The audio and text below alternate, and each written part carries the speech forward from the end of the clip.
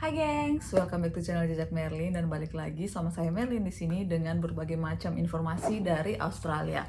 Nah, kali ini aku bakalan sharing 8 informasi hal yang perlu kalian ketahui sebelum kalian ngeren di Australia.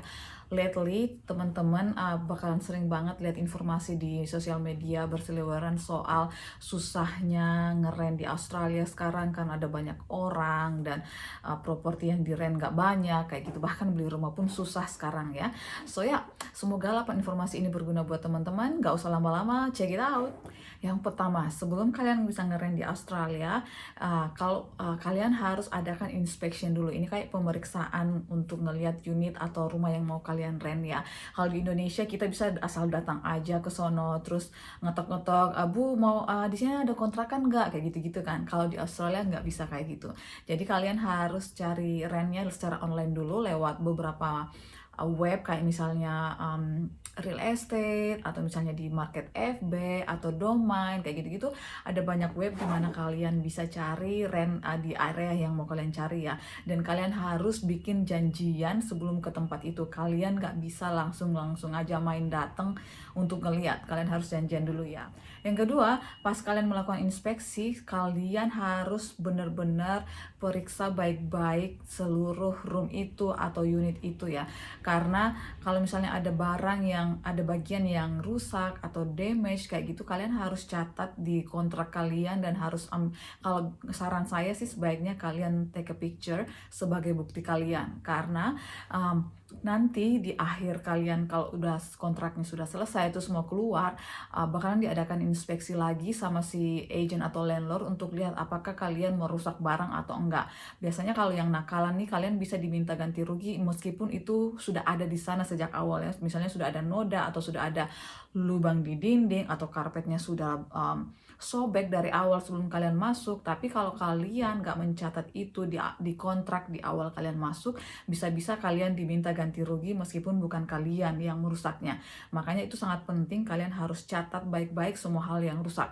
Pokoknya benar-benar teliti deh, liatin semuanya apa yang rusak dan yang perlu kalian catat, yang ya pokoknya kejadian sesungguhnya sebelum kalian masuk. Penting banget guys, ini penting banget.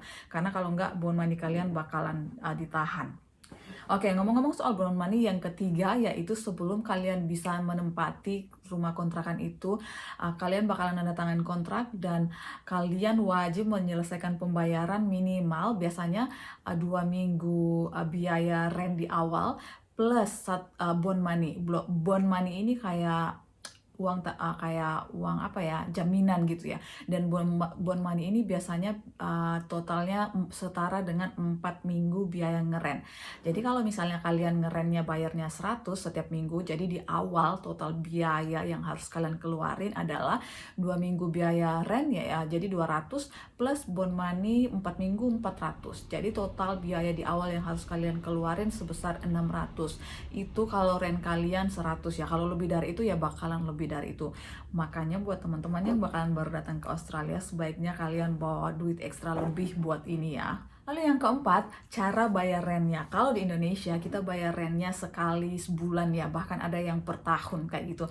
Kalau di Australia sini bayar rentnya itu ada dua macam, ada yang per minggu dan ada yang fortnightly. Jadi kalau kalian bayarnya per minggu ya bayarnya 100 aja, tapi kalau fortnightly sekali bayar langsung 200, lalu 2 minggu lagi bayar 200 kayak gitu. Jadi tergantung dari isi kontrak kalian ya, tapi yang jelas nggak ada yang bayar per bulan atau apalagi per tahun. Lalu yang kelima, nah kalau di Indonesia kalian bisa kan ya bawa teman nginep di kosan semalam 2 malam tanpa ada masalah. Kalau di Australia bener-bener strict aturannya, kalian gak boleh bawa teman untuk nginap di room kalian. Kalau datang bertamu doang siang-siang it's okay, tapi kalau sampai menginap gak boleh kalau gak ada izin dari landlord. Mungkin kalau kalian punya, ini apalagi kalau kalian share house ya, itu bakalan susah banget karena kan share house tuh ada banyak orang di dalamnya.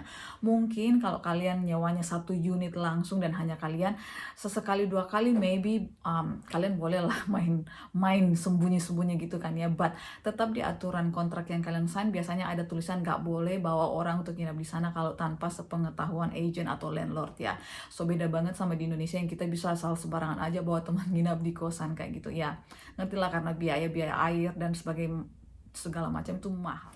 Lalu yang keenam, nih penting banget nih, kalian wajib menjaga properti tempat kalian tinggal itu seperti waktu kalian masuk. Jadi kalian nggak boleh sembarangan maku-maku, nempel-nempel poster, segala macam. Pokoknya kalian pastikan bahwa kalau kalian nempel sesuatu di dinding itu nggak bakalan leave marks atau damage atau noda atau bekas apapun itu. Jadi kalau kalian lihat ini kalau dilepas ini dia belakangnya kayak uh, kayak stiker tapi bukan stiker, jadi kalau dikeluarin dia nggak bakalan ninggalin marks ya. Makanya aku biasanya kayak gini doang, nggak pernah berani yang maku-maku untuk nempel-nempel itu, karena kalau sampai ada lubang paku di tembok itu kalian bisa diminta ganti rugi. Dan kalau misalnya ada marks di tembok, kalian bisa diminta ganti rugi untuk ngecat dinding yang kalian rusak itu. Jadi kalian harus perhatikan kalau misalnya kalian masuk di nyewa room atau rent orang lain, ya pastikan kalian nggak nempel-nempel sesuatu yang bakalan leave marks ya. Karena kalau kalian keluar nanti, jadi seperti yang aku mention sebelumnya, kalian wajib mengembalikan roomnya seperti sedia kala seperti kalian masuk ya. Jadi kalau mereka ngelihat ada lubang di dinding atau damage di dinding atau bekas-bekas coret-coretan di dinding, kalian bakalan diminta untuk memastikan itu nggak ada, dan salah satunya ya harus ngecat, which is itu bakalan ngeluarin biaya. Jadi pastikan kalian benar-benar jaga properti dengan baik.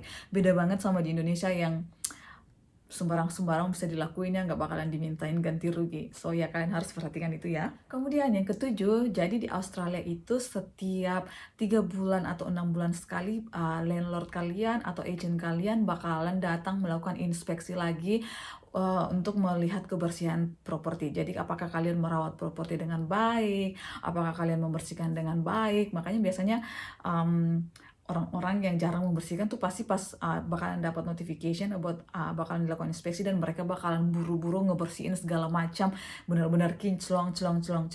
Makanya sebaiknya sih saran saya kalau ya kalian daily aja cleaningnya. Jadi kalau pas ada inspeksi kalian nggak bakalan kena masalah. Karena kalau pas inspection dan mereka lihat bahwa kalian nggak menjaga properti dengan baik, kalian bisa di warning atau bakal bisa diminta keluar, maybe, I don't know. Karena saya selalu menjaga properti dengan baik seperti saya jaga rumah saya sendiri, jadi saya nggak pernah dapat warning. Mostly dia bilang thank you for look after the property, kayak gitu pokoknya. So ya sebaiknya kalau kalian tinggal di properti, pastikan kalian menjaga dengan baik ya. Kemudian yang terakhir yaitu soal maintenance. Jadi kalau misalnya kalian tinggal di properti itu, terus suddenly ada yang rusak, kalian harus segera lapor supaya di maintenance sama si landlord atau agent. Nah, untuk biaya maintenance-nya ini tergantung lagi penyebab itu barang itu rusak karena apa.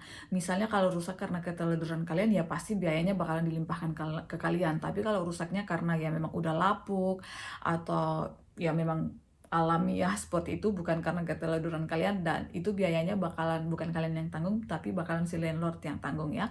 Misalnya waktu itu kapan hari pintu rumahku ini dia nggak bisa ketutup sendiri gitu loh, dia entah bergeser atau gimana, jadi dia nggak bisa ketutup. Terus ya udah aku laporin, dan mereka bawa tukang untuk perbaikin pintunya itu, dan ya itu karena bukan aku yang ngerusak, jadi mereka membayar biaya itu, bukan kita yang bayar ya. Makanya kalau misalnya ada yang rusak, sebaiknya segera kalian laporin. Oke, sekian dulu informasi dari channel Jejak Merlin soal hal-hal yang perlu kalian ketahui soal ngerent di Australia.